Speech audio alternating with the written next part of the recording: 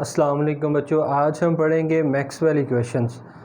Maxwell equation जो है वो इलेक्ट्रिसिटी और मैग्नेटिज्म की इक्वेशंस हैं। और मैक्सवेल इक्वेशन जो है इसमें जो पहली मैक्सवेल इक्वेशन जो है वो है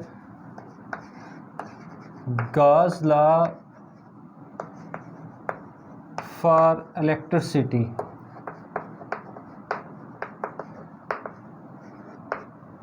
दूसरी मैक्सवेल इक्वेशन जो है वो है गॉस लॉ फॉर मैग्नेटिज्म। तीसरी मैक्सवेल इक्वेशन जो है वो है फैराडेज लॉ ऑफ इंडक्शन। चौथी मैक्सवेल इक्वेशन जो है वो है Ampere's law.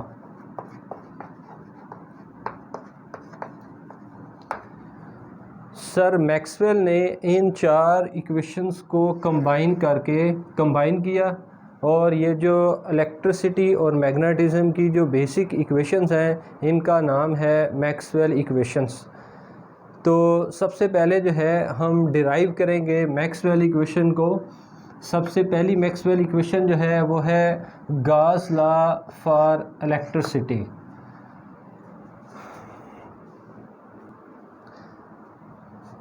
Maxwell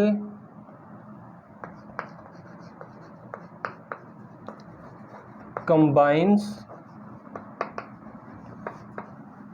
the basic equations of electricity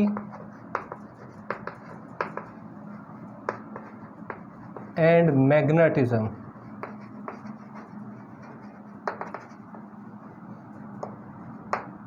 in the form of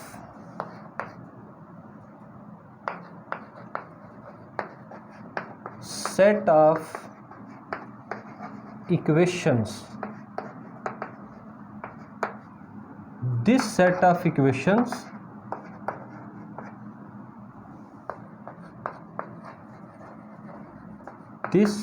equations is called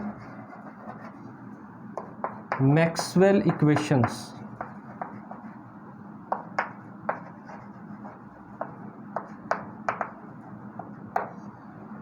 First Maxwell equation.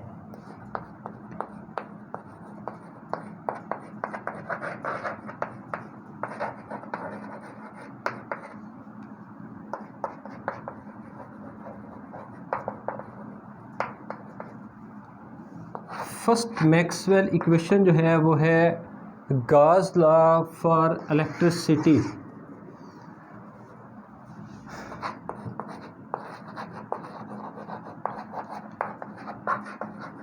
It states that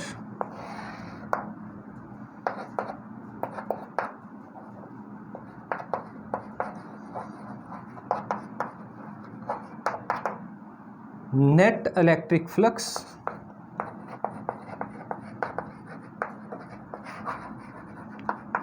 through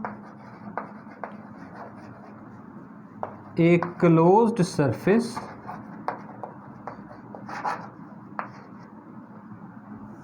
is equal to 1/epsilon naught times total charge enclosed in it।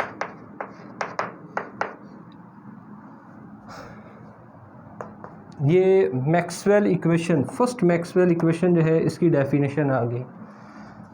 तो इसका मतलब क्या हो गया, net flux phi और इसके साथ लिख लेते हैं phi E is equal to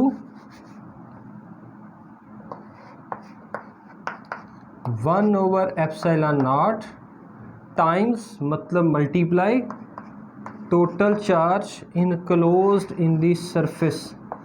तो लेट्स सपोज के एक हमारे पास क्लोज सरफेस है और इस क्लोज सरफेस के अंदर जो है suppose n number of charges हैं। अब ये जो n नंबर ऑफ़ चार्जेस हैं, इन चार्जेस से जो फील्ड लाइंस बाहर निकलेगी, तो अगर आप देखो ये पॉजिटिव चार्ज है तो इससे फील्ड लाइंस आउटवर्ड, ये पॉजिटिव चार्ज है तो field lines outward, positive charge तो आउटवर्ड, तो आपके पास नेट फ्लक्स बनेगा। तो नंबर ऑफ़ फील्ड लाइंस जो कि सरफेस से बाहर आती हैं, इसको हम बोलते हैं फ्लक्स। तो अब ये जो चार्ज हैं जो कि Q1, Q2, Q3 up to Qn, इन सब का जो कंबाइन सम है इसको हमने नाम दिया है Q का। Q1, Q2 up to so on Qn, ये किसके बराबर है? ये Q के बराबर है। तो ये आपके पास Q आ गया। तो अब आपके पास ये जो नेट फ्लक्स है, नेट फ्लक्स क्या होगा?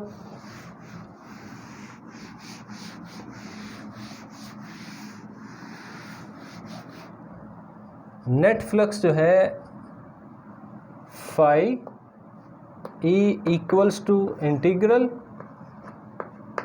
ई डॉट डी एस। तो डी एस क्या होगा? ये जो हम सरफेस लेंगे, इस क्लोज सरफेस के अंदर अगर आपके पास ये एक स्फेरिकल सरफेस है, तो इस स्फेरिकल सरफेस के ऊपर लेट्स सपोज एक स्मॉल पोर्शन हमने बना लिया, और इस स्मॉल पोर्शन से जो number of field lines pass हो रही हैं वो है ई। तो ये जो स्मॉल पोर्शन है, इसका जो एरिया है, इसको आप नाम दे दें डी एस। तो यहाँ पे बहुत सारे डी एस होंगे, इन बहुत सारे डी एस को हमने ऐड अप करना है, ऐड अप किया है तो इंटीग्रेशन आ गई। तो ये आपके पास क्लोज सरफेस के लिए फ्लक्स की वैल्यू आ गई। तो अब आप यहाँ पे अगर आप वैल्यू पुट कर दें, फ्लक्स फाई ई की जगह वैल्यू पुट करें, तो फिर आपके पास जो वैल्यू आ जाएगी वो आ जाएगी integral close integral E dot D S equal to 1/ε0 multiply by total charge Q। This is the first Maxwell equation.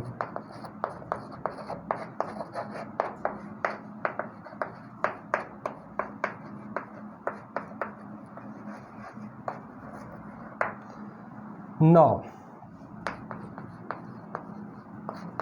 Integral form of Gauss law, या आप कह लें कि integral form of first Maxwell equation. Maxwell equation जो है इसकी हम integral form जो है वो बनाएंगे।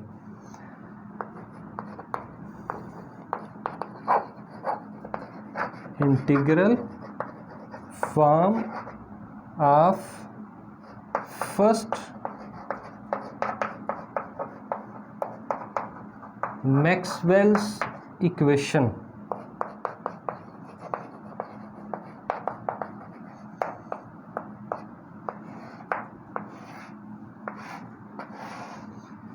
अच्छा जी, अब आप देखो कि अगर आपके पास ये एक क्लोज सरफेस है, तो इस क्लोज सरफेस के अंदर चार्ज की डिस्ट्रीब्यूशन है, और इन चार्ज डिस्ट्रीब्यूशन की वजह से जो टोटल चार्ज है वो है Q। ये Q इनक्लोज्ड है। तो as we know that volume charge density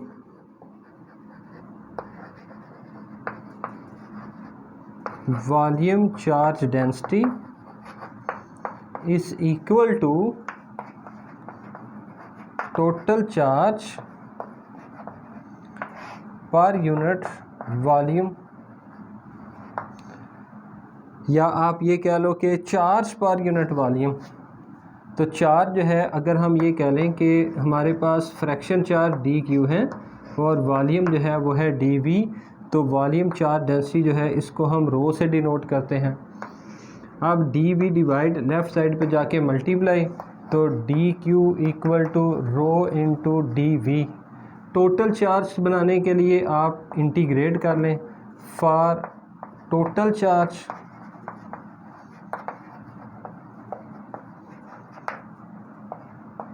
integral dQ equal to integral rho into dV। Close surface के लिए सॉल्व करें, डेरिवेशन इंटीग्रेशन कट गया तो Q की वैल्यू आ जाएगी integral rho into dV।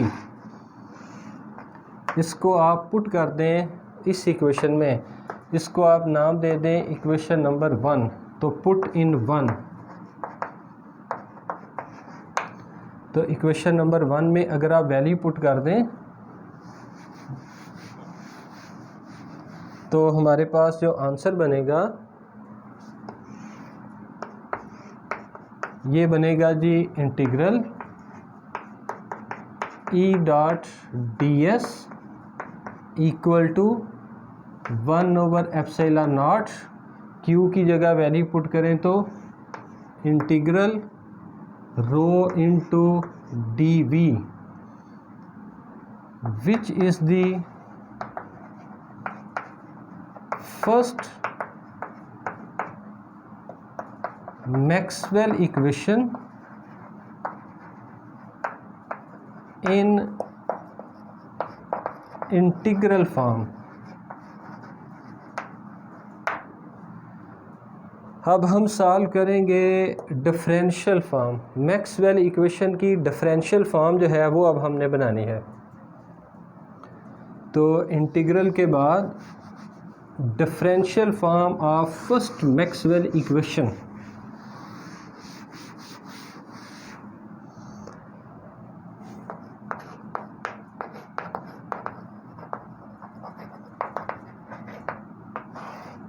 Differential form of first Maxwell's equation.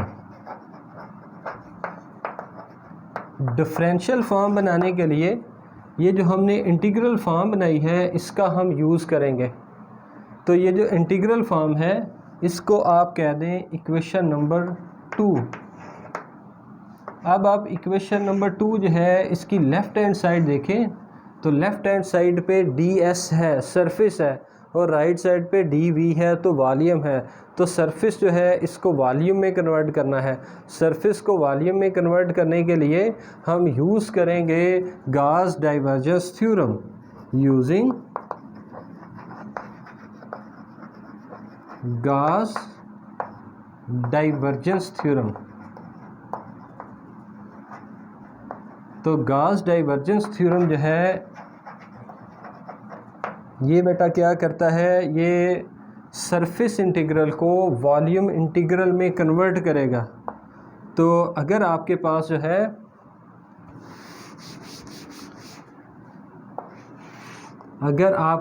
जो है एक क्लोज सरफेस है तो इस क्लोज सरफेस में वेक्टर फील्ड जो है वो है वी डॉट डी एस। तो ये आपके पास सरफेस है तो सरफेस को कन्वर्ट करेगा वॉल्यूम में, तो ये आपके पास वेक्टर फील्ड है। तो v जो है ये क्या बन जाएगा, अब इसको हम क्या लिखेंगे, v की जगह पे del dot v into D we. तो सरफेस को वॉल्यूम में कन्वर्ट करना है। अब हमारे इस केस में जो है v की बजाय क्या है, v की बजाय e है। तो यूजिंग गॉस डाइवर्जेंस थ्योरम अब आपके पास लेफ़्ट हैंड साइड क्या बनेगा, E dot D S equal to integral. अब देखें इधर ई है तो हम क्या लिखेंगे, डेल डॉट ई। तो ये जो आपके पास एस है ये किस में कन्वर्ट हो जाएगा, ये वी में कन्वर्ट हो जाएगा। तो सरफेस जो है ये किस में फिर कन्वर्ट हो गया, वॉल्यूम में जो है वो कन्वर्ट हो जाएगा। तो ये जो रिलेशन है इसको आप जो है वो यूज़ करें। इसको आप कह दो equation number 3 comparing equation number 2 and equation number 3। Equation 2 और 3 को आप कंपेयर करें। इक्वेशन नंबर 2 जो कि इंटीग्रल फॉर्म वाली इक्वेशन है, इसकी लेफ़्ट हैंड साइड आप देखो ई dot D S. Equation number 3 इसकी left hand side integral E dot D s. तो दोनों की लेफ़्ट हैंड साइड जो है वो है सेम, तो राइट हैंड साइड जो है ये आपके पास फिर इक्वल हो जाएगी। तो अब आपके पास जो इक्वेशन नंबर 3 है और 2 है इनका हमने कंपैरिजन कर लिया। तो इक्वेशन नंबर 3 की राइट हैंड साइड जो है वो है integral del dot E into D we equal to 1/ε0 integral rho into D we, तो ये आपके पास प्लस राइट साइड पे, लेफ्ट साइड पे जाके minus integral del dot E into D V minus rho over epsilon naught integral into D V. इस rho को मैंने बाहर निकाल लिया तो इक्वल टू ज़ीरो। तो अब आप देखो यहाँ पे डी वी है, यहाँ पे डी वी है, तो आपके पास दो इंटीग्रेशन है। इसको हम इस तरह से लिख सकते हैं, integral del dot E minus rho over epsilon not into D we equal to zero. अब लेफ़्ट हैंड साइड और राइट हैंड साइड जो है ये आपस में लेफ़्ट हैंड साइड और राइट हैंड साइड जो है ये इक्वल होने चाहिए। तो राइट हैंड साइड जो है ये आपके पास है ज़ीरो। तो लेफ़्ट हैंड साइड आप देखो, लेफ़्ट हैंड साइड जो है इसको ज़ीरो बनाने के लिए हम क्या करेंगे, या तो डी वी ज़ीरो होगा या ये टर्म ज़ीरो होगी। तो डी वी जो है ये ज़ीरो हो नहीं सकता, तो वॉल्यूम जो है ये आपके पास क्लोज सरफेस का वॉल्यूम है, तो ये ज़ीरो होगा नहीं, तो ये नॉट इक्वल टू ज़ीरो। तो सेकंड टर्म जो है ये must be equal to zero. तो हम इसको क्या लिखेंगे, del dot E minus rho over epsilon not equal to zero.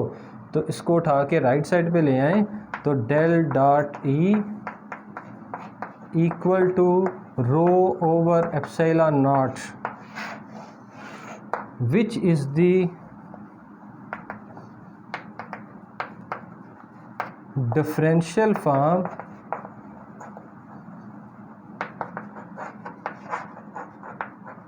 of first Maxwell's equation।